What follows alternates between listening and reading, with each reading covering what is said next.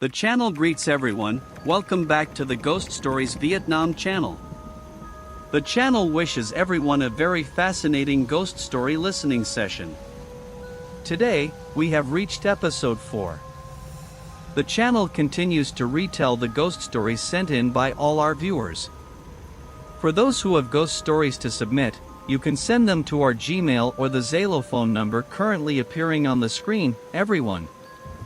Before listening to the story, please do not forget to like and subscribe to this YouTube channel to receive the latest ghost story videos. Now, let us begin today's collection of stories. To open today's episode, the channel will tell everyone quite a fascinating story about the spirit of a teacher at a high school in Bac Ninh province. This school was established a very long time ago, back in 1946. At this school, besides the classrooms, there was also a row of single-story houses for teachers to stay and reside on-site, a form of boarding right at the school to live and work, staying there to teach everyone.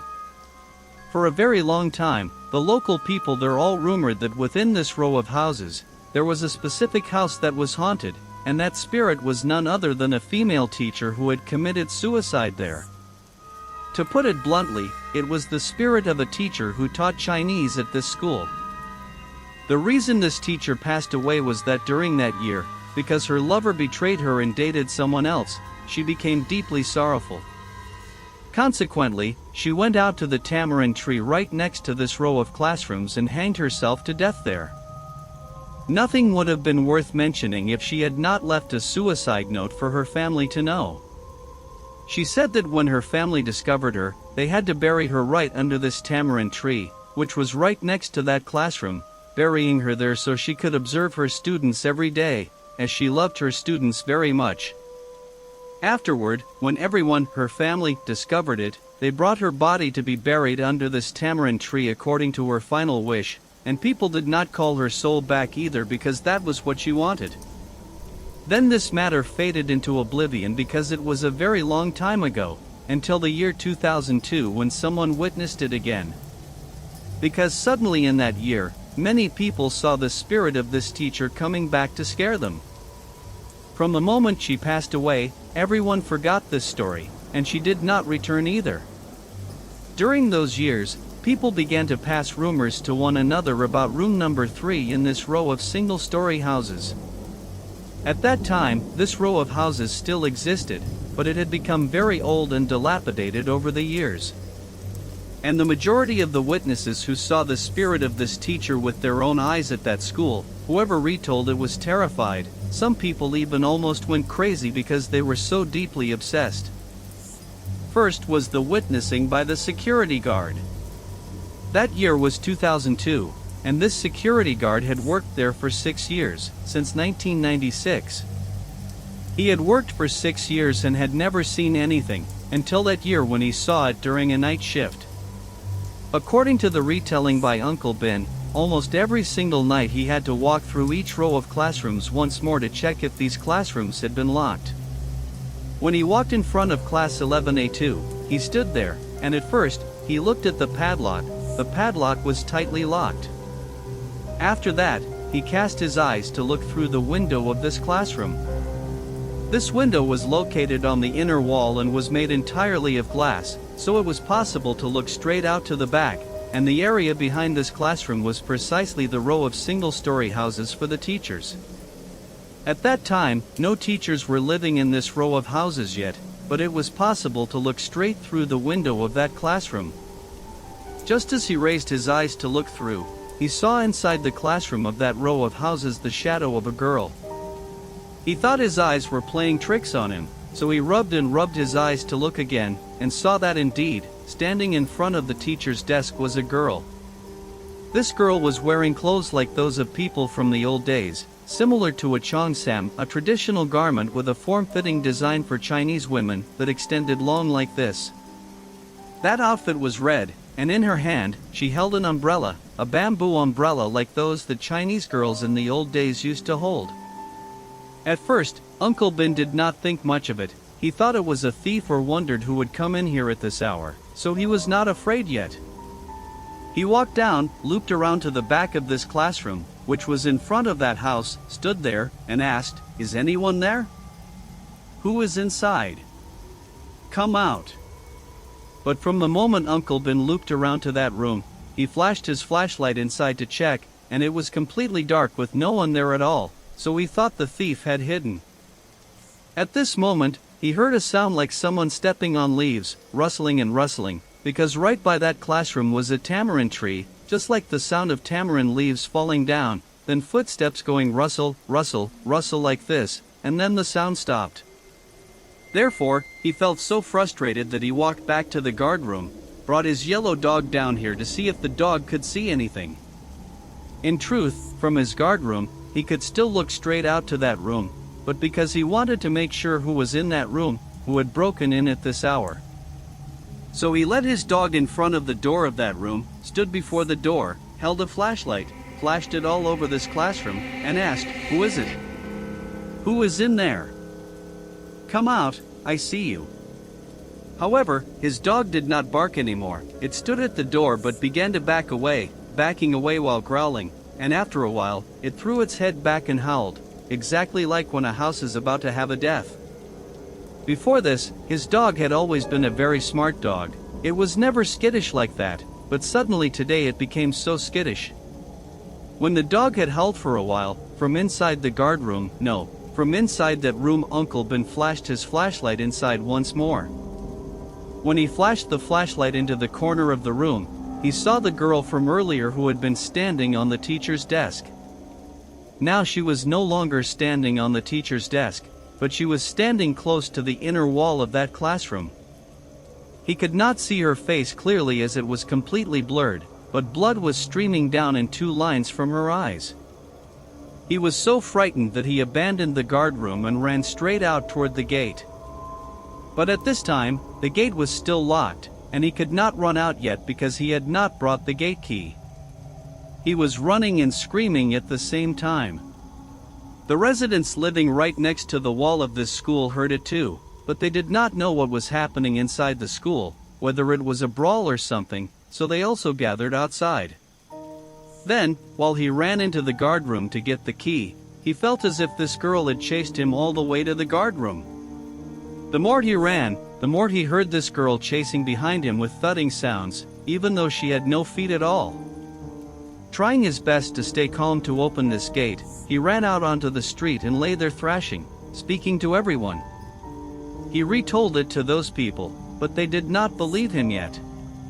Then he went over to a resident's house to ask to sleep there for the night, not daring to return to this school.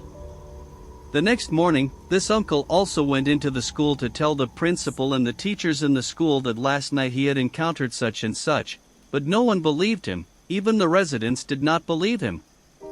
They saw that he kept running and looking behind him as if someone was chasing him, but they did not see anyone chasing him.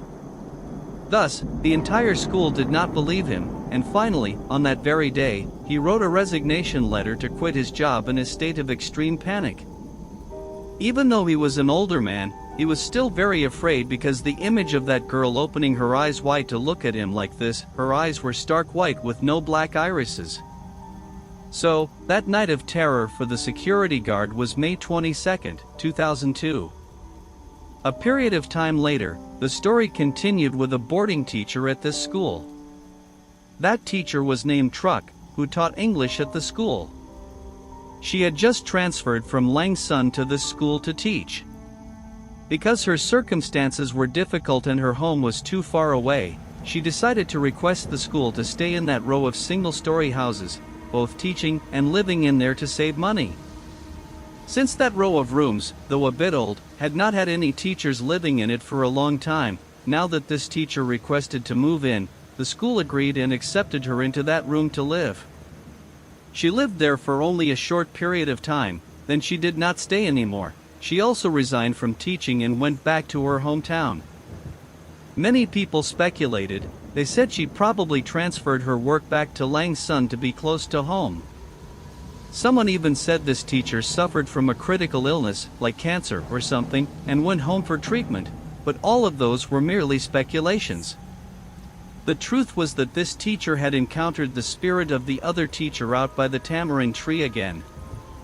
Her story was not retold by her own mouth, but everyone heard it from her husband. Her husband was also a primary school teacher up in Bac Sun, Lang Sun. Her husband retold that the reason she transferred back to Lang Sun to teach was not because she was in difficulty, nor was it because she suffered from any critical illness. It was because she was scared by a ghost in this school, and they had confronted her and threatened her, not just a normal haunting, which was why she left so hastily. The event occurred 3 months after the terrifying night of Uncle Ben the security guard. This teacher's story began on a day at the start of the school year. The day was August 12, 2002. That day, she was at home preparing food and drinks as usual, intending to cook sour soup to eat with boiled pork. She had gone to the market and bought everything fully, but when she returned and started cooking the pot of sour soup, she discovered she lacked the seasoning to make the soup broth sour, which could be lime or a type of fruit that possessed a sour nature. But it was already afternoon, and going out to the market would be far, so she walked out to the local residents outside the school gate to ask if anyone had anything sour to give her so she could cook sour soup. No one had any extra, so they pointed out to her, "Oh dear, teacher, don't you know? Behind this row of houses, there is a huge tamarind tree from early on, and this tree has many fruits that no one plucks, teacher. The fruits are at the stage of starting to ripen with a blend of sour and sweet tastes. They are very sour. If you use them to cook sour soup, it will be extremely delicious." Hearing that, she felt quite glad because tamarind used to cook sour soup is indeed very delicious. Thus, at this moment, she hurriedly went back to her room to grab a broom, a rather tall broom. She reached up to each tamarind branch to pluck a few bunches of tamarind down, bringing a basket along to catch the tamarind fruits, which were very delicious. They were turning ripe and large, and no one had plucked them for a long time.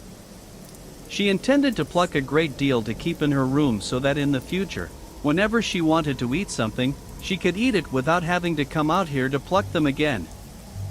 She enthusiastically plucked each bunch of tamarind as they fell to the ground. When she poked a bit higher up, it felt as if she hit a tree branch or something. Because tamarind leaves were very numerous, and the tamarind tree was of an ancient variety. Then, the moment her broom touched that object suddenly shook, because holding the broom handle, she felt it shake. She looked closely and saw, oh my goodness, a girl wearing a red dress sitting up there. This dress was like a cheongsam long dress, sitting up there, with one hand holding the tamarind branch and the other hand holding an umbrella. Seeing that, she recalled the image of the girl under the tamarind tree that Uncle Ben had retold on the day he resigned from work. She had been there and heard it too, but this story was several months old already, so she had forgotten it, having just listened to it and left it at that. She said she was so scared that she pulled the broom down and looked once more, seeing that the girl's face was covered in blood dripping plop, plop, plop onto the ground. She was too panicked and stood frozen there, not running back yet. She looked up at this girl, and it was as if this girl stood up, hopped onto a tamarind branch, up to the top of the tamarind tree, and completely vanished. At that time, she just stood frozen there breathing, because it was 5 or 6 o'clock in the afternoon, twilight, and looking straight up at the tamarind tree. Sometimes there were hidden spots one could not even see yet. She regained her senses and dashed straight back, leaving that basket of tamarind behind. Returning to her room, by then it was night, she forced herself to eat her meal, sat there preparing her lesson plan, but she kept thinking about this girl constantly. She was very afraid, but given her circumstances, she had to stay in this room because now she could not possibly return to her hometown. She was extremely scared, not knowing whether that girl would look for her again. Additionally, this room had a window and it also had iron bars, but it did not have window panes, making it easy to look straight out to the tamarind tree behind. She lay tossing and turning constantly until 3 o'clock in the morning when she began to doze off a little. In her slumber, she heard a crying sound, just sitting there sobbing quietly like someone who had just been beaten or suffered an injustice, crying so that it echoed throughout her entire room. The room was small, so just a single cry was enough to echo through the whole room. After crying, she saw in her dream, she saw standing behind the iron bars of the window was the face of that girl from this afternoon again, covered in blood, and now her eyes opened stark white and ghastly. This girl also opened her mouth to speak, and she heard her say, "Get away from that place, you are not allowed to take any item from that place at all." And just like that, the words of this girl kept repeating, saying it and then crying, doing it over and over. After a while, she startled awake and was frightened out of her wits. Earlier was only a dream and not a real sighting. When she woke up, it was already morning. A few teachers had also entered this school and walked past this room, constantly hearing her in the room crying and screaming, so they opened the door. Opening the door, they saw she was very agitated, terrified, and especially she never dared to look straight at that tamarind tree spot. She kept clasping her hands like this and saying, "Spare me, don't scare me anymore, spare me." At present, it was as if she was mentally ill, everyone. At this time, no one understood what the issue was either. They only comforted her, gave her warm water to drink, and told her to lie down and rest in the room.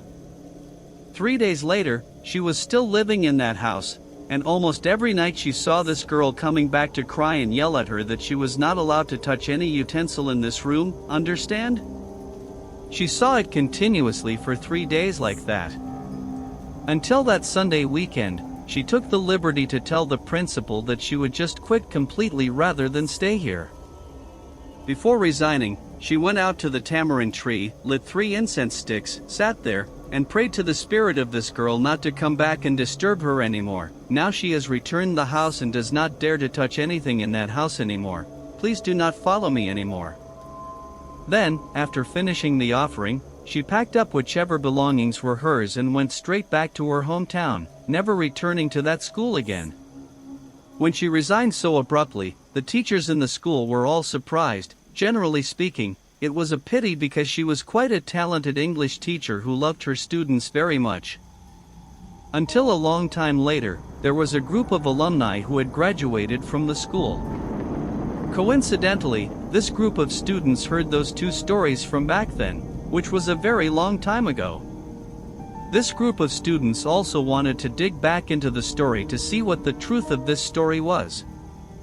After going around to gather information from teachers who had taught decades ago, this group of students learned a piece of quite accurate information. That was, indeed, in the past, there was a teacher who taught Chinese. This teacher was a young teacher who taught quite well and was dedicated, but her soul was quite fragile and she was extremely weak.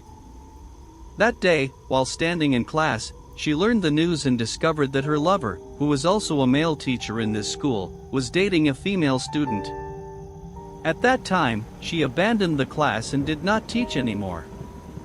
According to the words of the person who told her that the teacher was dating a student and currently the 2 of them were sitting intimately out there, she followed that person. The 2 of them went to that spot, and indeed discovered that her lover was dating a female student. She was so deeply grieved that she broke up immediately, and finally, she chose the way to end her life by hanging herself right at that tamarind tree. When extracting information, this group of students also knew precisely that the teacher's name was Lai Tan Nan, who taught at this school from 1969 to 1972, a very long time ago. Among them, there was a teacher who currently was very old and knew all of these events but did not share them with anyone. That was, the day the male teacher, her lover, betrayed her was May 22, 1972. Until the day she decided to hang herself to commit suicide, which was August 12, 1972. And there was a coincidence. Before this, rarely did anyone see her, until exactly matching the day Uncle Ben the security guard saw her return was May 22, 2002, which was exactly after 30 years since the day she knew her lover betrayed her. Then it was this teacher's turn to be scared by the ghost, which was also on August 12, 2002, exactly 30 years since the day of that teacher's passing. This friend said the spirit of that teacher, after decades up to the present, might still not have been willing to undergo reincarnation yet. Therefore, if she has not reincarnated, there will probably be more similar events like that if she still lingers on anything in this mortal world. When listening to ghost stories at public schools as well as schools established so long ago, has everyone ever heard ghost stories in international schools? Those are schools newly built just recently but still have ghosts. This story was retold to the channel by a guy whose hometown is in Bien Hoa, Dong Nai. He retold a time he experienced meeting a ghost at his boarding school, an international school. This is a school where they teach from kindergarten up to grade 12 in Ho Chi Minh City. Actually, at the time he was still studying, this school was located in District 7, the city center, but after he finished studying, this school also moved to another facility in a different district. When he entered this school to study, he studied from grade 9 up to grade 12. The first 2 years when he went to school, he did not encounter anything at all. He only heard upperclassmen from previous cohorts retell that this school was not a normal school, it had lots of ghosts and things, and not until grade 12 did he finally encounter it. To speak briefly about his school, it was divided into 2 areas. The school building was one section, while the place where he boarded was another building. These 2 buildings faced each other and were separated by a road. Just like in residential areas, they faced each other directly. His boarding building consisted of 4 floors, not counting the ground floor below. He lived on the 3rd floor, while the 4th floor above was just the place for drying clothes and doing laundry and such.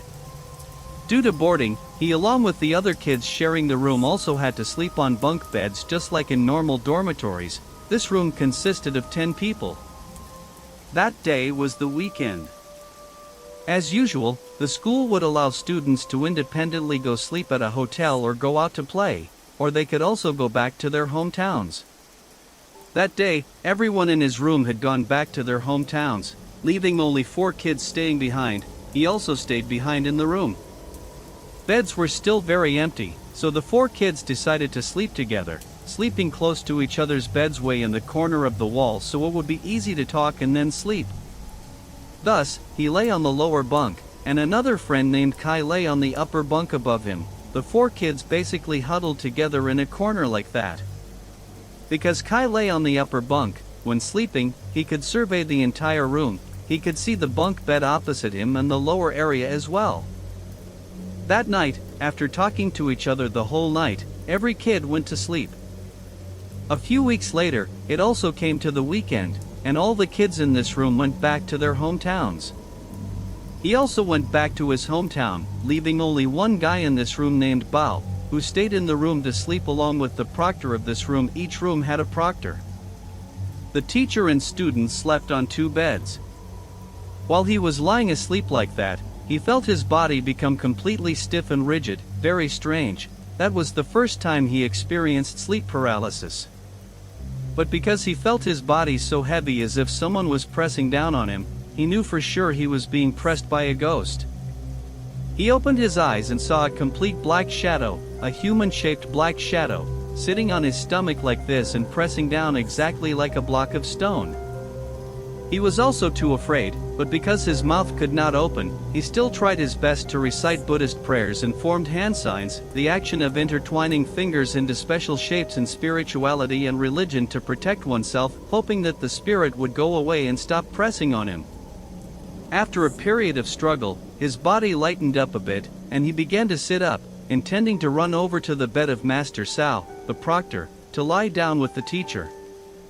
Just as he sat up, he saw opposite him what seemed like a black shadow standing right in front of his face, and they lunged straight into his body like this as if preparing to hit him.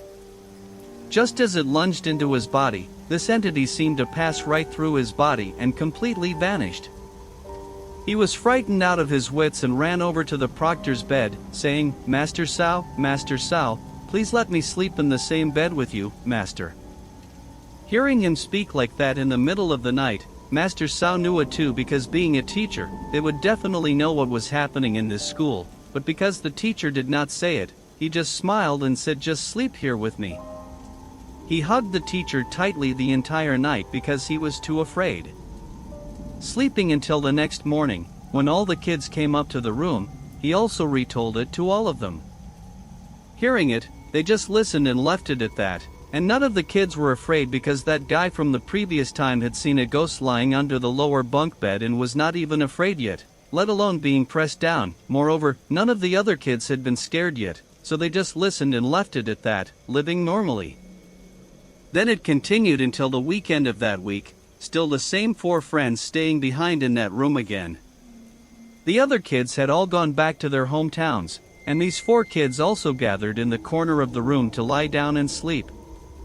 Particularly, there was one guy lying by the wall that had the window looking outside.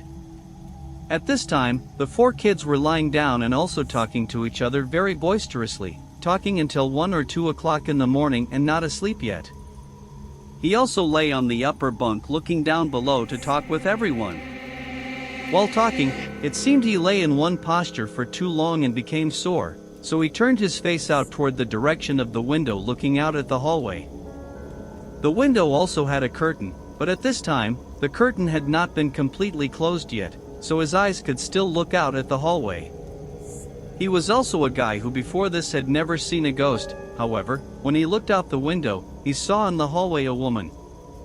This woman was walking with a limp, walking unsteadily in the hallway like that, and was approaching their room, walking with her face cast down like this. He saw clearly that her hair had bangs and the bangs covered half her face, so he could not see her face, wearing a complete white outfit, walking while just fluttering back and forth. He turned inside and said to all the kids in the room, "Now you guys listen to me, turn off your phones, lie down and sleep completely still and you will live, otherwise you guys will have trouble." Suddenly, while talking happily with each other, he said that sentence, so every kid became afraid though they did not know what the matter was. Thus, they also tried to sleep, and the next morning he retold these things to him, and he also felt chills about this room. Next was what he saw with his own eyes in this school. That day, when returning from studying at the school, he did not go back to his dormitory immediately. He stayed behind in his classroom to review for exams, reviewing until about 12 o'clock midnight because it was the peak exam season. In his class at this time, there were only about 2 or 3 kids staying behind to review, meaning if one wanted to review at the school it was fine, or returning to the dormitory was fine, going back at any hour was fine. He was sitting in the classroom around 12 o'clock midnight and became too sleepy, so he started wanting to carry his bag to go back, but he went back all by himself rather than going back with those 2 or 3 friends. When he went back down the stairs that stepped down to the front lobby before going out the main door, it was mandatory to pass by a room. This was the teacher's lounge. This room was very spacious, but the main door and windows of this room were all made entirely of glass. Nothing would have been worth mentioning if inside this teacher's lounge they had not displayed 2 heads of 2 mannequins. It was unknown what purpose people kept them there for, but according to what he said, he learned that the teachers kept the 2 mannequin heads here so that if teachers wanted to use them, they could use them, like bringing them to class to teach models or something. Therefore, by reflex, if one walked past and did not want to look, one's eyes were forced to glance in there to look because it was entirely glass doors. The window was designed as the spot to place those 2 mannequin heads. These 2 heads of the 2 mannequins were placed so that their faces directed inside the room, and their hair would face outside. And he said everyone probably knows how creepy mannequin heads are. Now it was nighttime as well, and descending the stairs mandatory required walking past this room. Stepping on the stairs, one could already look over. He hesitated greatly, wondering whether he should take a different staircase, but taking that other path also passed through a section of hallway that was extremely deserted and even more terrifying than this path, while this path was quite close to the gate. Thus, he braved it and took this path anyway. Stepping down half the staircase, he told himself in his mind not to look into that room, but somehow as if someone possessed him, forcing his eyes to glance over at that teacher's lounge to look. Looking through the glass window, he saw placed on the desk next to this window were indeed 2 mannequin heads, but at this time, those 2 heads had already turned their faces out toward the front. Normally when he walked back and forth, he remembered there were only 2 heads, but today he saw an additional head poking out. And this head seemed not to be a head displayed on the desk, but a head of a person kneeling by that desk, poking its head up like that. This head was looking into the room, turning its hair out toward the outside. At that time, seeing this sight, he felt inside his body his gut burning intensely, wanting to run very much because he was extremely afraid. Before this, he had never seen a third head appear, and now it poked out this extra head. He also tried his best to run. He ran down the stairs, but he could not run, as if someone held back his two legs. When he lifted his feet, they felt heavy and thudding, unable to run at all, and he could only step slowly, while the head kept watching. He saw the third head begin to turn around to look at him, turning completely to look. That face was the face of a mannequin, and when that head turned, the hair turned along with it. By this point, he could only close his eyes, and it felt like an electric current running down his spine, as if someone was urging him to run truly fast. He tried his best to run truly fast, stepping over 5 or 7 steps and jumping down the stairs entirely, running straight out toward the gate. Reaching the gate, he saw the fenced gate had also been locked. This gate was the short type like companies usually use, and the security guard was also sitting there and had not had time to open it yet, so he was so afraid that he jumped right over this fence because he said he was up to 1.8 meters tall and weighed dozens of kilograms, being a quite heavy person, yet he jumped right over. The guard thought he was messing with him, so he also called him to turn back, but he was too afraid and went straight back to his dormitory room. Until the next morning, although still very afraid, he still tried to walk past this teacher's lounge to check whether those two heads were still there, and he only saw that indeed there were only 2 heads of the 2 mannequins, so where did the third head come from? After looking at those 2 mannequin heads, although he was still very haunted by the matter of last night, he still decided to keep this story to himself and not tell the teachers there because he was afraid that teachers would say he fabricated the story and told nonsense, and this story also faded into oblivion until he graduated from school. This story ends, and our collection of stories for today has also ended, everyone. Before ending the story, everyone please do not forget to like and subscribe to this YouTube channel to receive the latest ghost story videos. If anyone finds this story good, you can leave a comment below for everyone to know as well. And now let us await the next truly great stories, everyone. Respectful goodbyes to everyone.